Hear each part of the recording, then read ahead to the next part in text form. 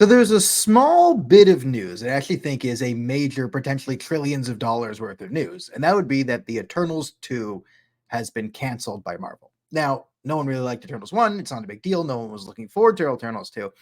But to me, this does signal the actual death of what Marvel was for this reason. This is a $300 million promise they did not fulfill. One of Marvel's key successes as a business was the post-credit scene, right? You remember sitting there in Iron Man 1, you wait to the end of the post-credit scene, oh, Nick Fury comes, we tease an Avengers, right?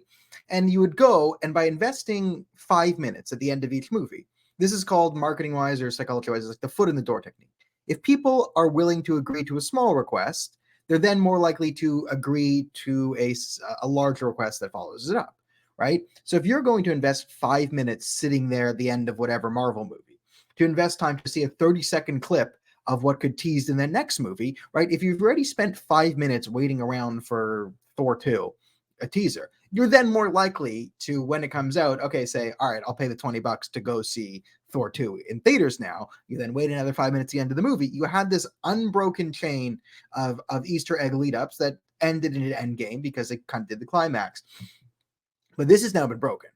Eternals 2 was teased at the end of Eternals 1, and I also did a good amount of time in the movie setting up the plot for the second, which I can't remember because no one really cares about it.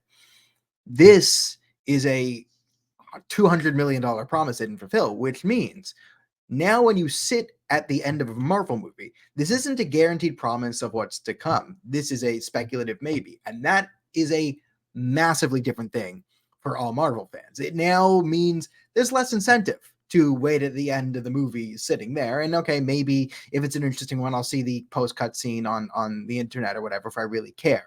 But the investment people are making in Marvel will no longer be there because the unbroken chain is now broken. Now, there's two reasons why Disney has killed Marvel. One, on this thing, is like the over corporatization of it, right? Producing mass amount of content, all this stuff on Disney Plus. Not everyone has Disney Plus, so they stop really doing the teasers for the next thing because you already have Disney Plus. You don't really need to do it. But they sort of broke formula, pump people full of mass amount of content. You know, they lost the narrative through line of a general story. And listen, narrative through lines to a story are pretty important to a story. So they've broken all that. Then you have the major culprit, which is like woke nonsense. All right, we got here. It's a fun thing. Everyone gets to rant about it on the internet. I think there's a lot of really good people who do great stuff criticizing the modern Hollywood woke culture. And then, yeah, there's some people who suck at it, who every time they see a woman or a gay person scream about nothing to the heavens and make everyone look ridiculous. But for the most part, there's a reason why there is an entire economy of, let's say, like anti-woke cultural content creators, because there is a problem of woke nonsense in our movies. So this brings me to my thesis here on Disney, Marvel, and why it's important. This is like the cultural arm of the liberal Democratic Party, right? Hollywood is used to often push the message, but they're injecting messages into superheroes and it's not working. Why? The reason we are given in common pop culture or common discourse to why these movies aren't working anymore is there is superhero fatigue. We've seen a lot of superhero movies. We did 15 years. Everyone's kind of tired of them. I don't think that's true. I don't think that's true at all. I still think the appetite for superhero movies is as high as it's ever been. I just say they're not fulfilling the general promises. Superheroes, a friend once said this to me, and I think it's very true. Superheroes are American mythological creatures, and they follow American values and philosophy pretty hard. I mean, Superman, truth, justice in the American way. But American heroes generally are individualistic. They have a personal trait that distinguishes them for the audience to understand why this person was chosen. Hal Jordan, the Green Lantern, has incredible willpower. Willpower is the thing that powers it. This is why he's really good at this. You know, Batman, there's a certain, psychotic determination and drive that makes him able to be a superhero, right? There's an individual defining characteristic to why they can do it. They have powers or ability, and then they have to go on a personal journey to accept responsibility to fight for good. That is an American mythological creature or a superhero. Juxtapose that to the Asian type, mostly Japanese, which is often the hero is the representation of or a manifestation of something cultural or the environment or society.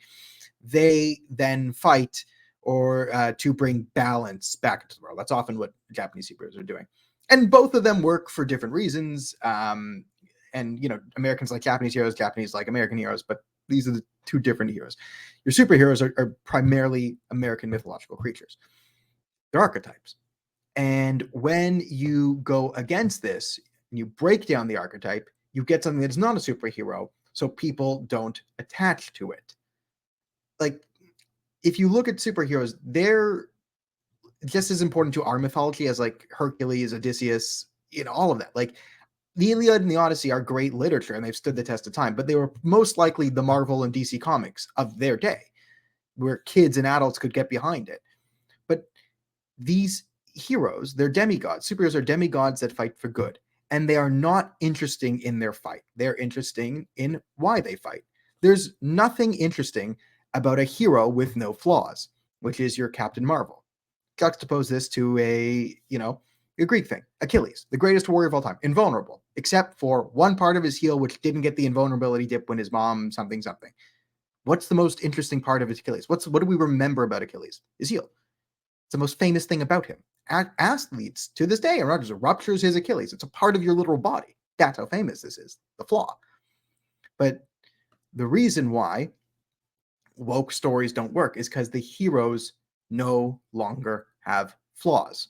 Or the old heroes are so incredibly flawed and their character arc is not to fix their own flaws, but to accept that the new generation, the new people are so strong and powerful and they must step aside and abdicate responsibility in favor of the new people who never really take responsibility. They're just so awesome in their own right. The story doesn't work. And when the story doesn't work, people don't attach to it. And then people don't see these movies and you get $100 million flops that cost people lots of money. But I will say again, I think there's incredibly high appetite for superhero movies even right now. The new stuff, SpiderMan, made $1 billion. The new Guardians. If you do these things right, people will want to go see them. There's a reason they're still making the Batman one. And, they have this whole DC universe invested in it too. And people are interested to see where it goes. This still drives the Western imagination because superheroes say something fundamentally about our society. And we want to put ourselves in the position of these superheroes. And that's what makes it interesting, which is why, again, the end fight of a superhero movie isn't the interesting part of a superhero movie. They fight a skybeam and a CGI army. The interesting thing that people like about superheroes is the choices they make and the consequences of them. This is like the perfect superhero arc is the first Spider-Man trilogy. First movie. Origin story, Uncle Ben dies. He has to learn to be a superhero. He has to train. He has to balance his life. It's about becoming. That's interesting, right? Second one, which was a very successful movie, is about the choice of being a superhero, right? He starts to lose his power. It's about dealing with the consequences of being a superhero. Like the ultimate example of the responsibility question is Spider-Man, right? The literal thing. With great power comes great responsibility. This is what the second movie is about. It has a theme. It has a character arc. It's a movie about Peter Parker, not about Spider-Man. Peter Parker must accept responsibility for what it takes and the consequences of being Spider-Man and understand that it's worse not to be Spider-Man because someone must be a hero. This is a narrative arc and a character arc. Then he has an end fight scene with the villain, which is a payoff, but it's not really needed. I mean, it is needed, but it's not the most interesting part of the movie. Then you have a third movie, which has no basic plot. There's a space goo and Venom, and he dances around. Right? There's no real character building or interesting set. It's just bringing back a bunch of characters, mishmashing them around the Spider-Man, and then going kabingo. That doesn't work. I bring this all up to say, to go back to, I think there's still an appetite for superheroes, and that's going to be found eventually. There's going to be a good superhero movie, and someone's going to learn this. But superhero movies are going to continue to fail if they have woke nonsense in them, right? If people write them and they're like, put a chick in it and make her gay and lame, right? The South Park line.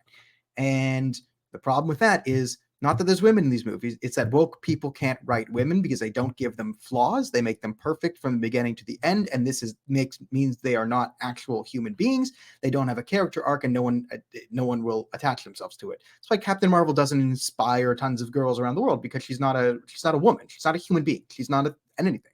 It's not even a symbol or an ideology. She's just she's a CGI create. She's a CGI thing flitting around the screen.